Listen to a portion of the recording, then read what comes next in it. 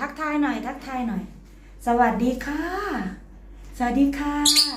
หนูชื่อชาไทยนะชาไทยหันมองกล้องสิลูกหันมองกล้องสิอันนี้ชื่ออะไรน่ะเด็กคนนี้ชื่ออะไรออกัสออกัสเหรอลูกออกัสโอเคออกัสจ๋า